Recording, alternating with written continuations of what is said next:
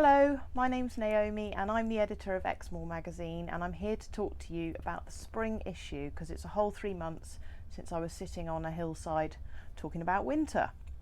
This is spring, and like many things in lockdown, it's got a little bit fatter. In fact, we have 25 features in this issue of the magazine. Now, like we did last year, we've decided to divide it into overarching themes. These for this issue are wildlife and landscapes, heritage, we meet, which is our interviews with local people, gardening and homes, and food and farming on Exmoor. It makes sense to start by telling you about our lead feature for wildlife and landscapes, which is all about the brown hare, which obviously features on our cover. Now, for this article, which is beautifully written by Mel Roach, we have lovely photographs both by Jack Clegg of Exmoor Photography and Rupert Smith Wildlife Photography, and we've also been lucky enough to be able to use some beautiful artworks by kind permission of Churchgate Gallery in Porlock. The second of our themes is interviews, and we have 10 of those in this issue of the magazine. So just to give you some examples, Tony James has spoken to Mike Leach at Piles Mill and to Sarah Gwilliam all about the charity Dogs Lost. And Victoria Evely, over on the other side of the moor, she's a North Devon farmer, she went over to Hawkridge last year at the end of the year to interview the Bordens at Clogs Farm. Now, Clogs Farm must have one of the longest running tenancies on Exmoor, and it has a truly fascinating history.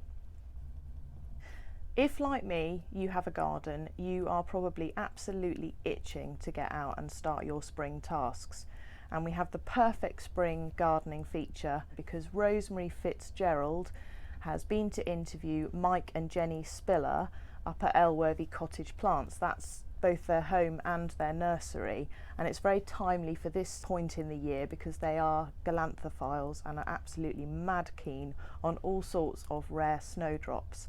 And I don't know about you, but I have noticed that the snowdrop displays this year are absolutely second to none. Now, our food and farming section, as well as the Bordens at Clogs Farm, includes a lovely section of Easter treats which was put together for us specially by Nikki Seymour at Bake Me Crazy in Porlock. And this is a hint, Nikki, I haven't yet had the chance to sample the delights of that particular feature, but I'm very much looking forward to doing so. And our recipes for this issue come from Tart Farm. Now, finally, we move on to our heritage articles. Tony James has, I don't know how he does it, but he's unearthed yet another long forgotten story, this time on the Quantocks, which is that of the Kilve oil shale scandal back in the 1920s. And Anne Mould has interviewed Jenny Windsor all about her memories of Linton and Lynmouth down through the decades. So finally, I move on to Bill Liversidge. He's already been in the magazine once, but there was so much to say that we've had to revisit him again for this issue, and he's taken our writer Jane Mayers inside Bill's museum to tell us all about some very special rural tools from the past. So I hope you enjoy all this and more. Stay safe, and when it is safe to do so, I hope that you very much enjoy getting out and about on Exmoor when the weather improves. Thank you.